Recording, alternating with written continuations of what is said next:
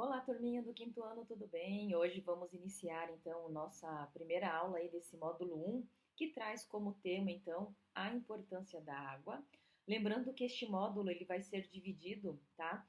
Em algumas partes, então vai ser comum vocês verem isso aqui, ó, para saber que existem outras partes do mesmo módulo, até porque essa divisão ela tem como objetivo não deixar assim os vídeos muito grande, muito longo e às vezes pode ficar um pouquinho cansativo.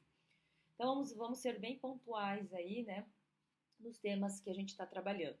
Então, estamos na disciplina de ciências e nós começamos então o nosso material trabalhando essa imagem inicial de uma casa, tá? E aqui a gente percebe que a água, ela é utilizada dentro da nossa casa praticamente em todos os cômodos. Então, a água, ela é, na verdade, um recurso natural, né? Indispensável aí à vida e às atividades humanas.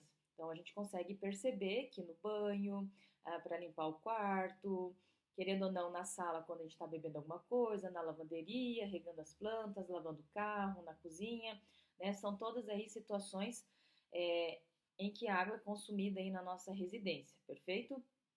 E aí, então, nas residências, a água ela é utilizada para beber e para preparar as refeições. Ela também é utilizada na questão da higiene pessoal, como tomar banho, lavar as mãos, né, o rosto, escovar os dentes, dar a descarga, que é importante, né?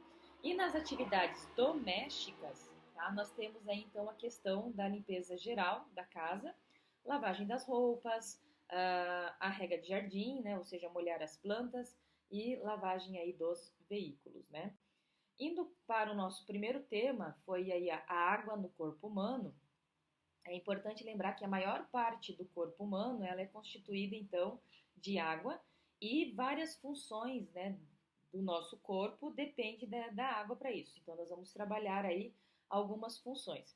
Então eu posso dizer que a água é vital para o ser humano e aí nós temos na imagem a primeira função que está relacionada com a água participa na regulação da temperatura corporal, né?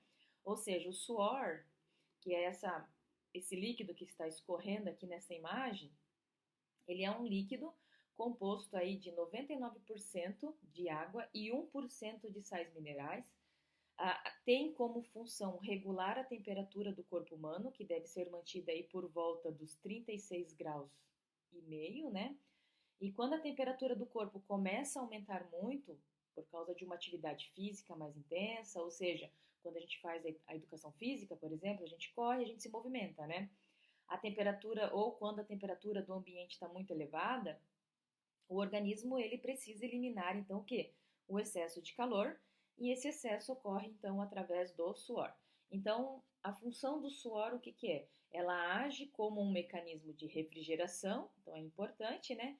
E com isso ele né, através do suor, ele é eliminado, né? O suor é eliminado através dos poros, que são pequenos orifícios presentes assim na nossa pele, tá? Então essa é a primeira função que aparece aí na imagem. Nossa segunda função é que a água atua aqui, ó, no transporte de nutrientes e outros elementos aí por todo o corpo. Então nós temos essa imagem aqui, ó, né? O sangue humano, ele é um líquido formado então por cerca de 80% de água que circula aí o tempo todo pelos vasos sanguíneos distribuídos pelo nosso corpo. Ou seja, olha aqui essa imagem, né? O coração bombeia o sangue através dos vasos sanguíneos, né? Então, o sangue acaba transportando nutrientes, acaba transportando o gás oxigênio, transporta os hormônios e também outros elementos, né? E outras estruturas que devem ser, então, distribuídos para que eles possam chegar a cada célula.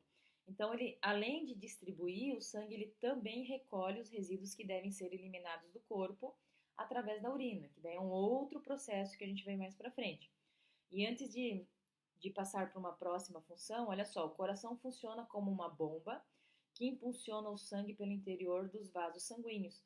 Lembrando que quando a gente fala em vasos sanguíneos, nós temos três tipos principais. Nós temos as artérias, as veias e os capilares. Então, esses são os principais. É claro que conforme diminui o diâmetro deles, eles vão recebendo outras denominações, né?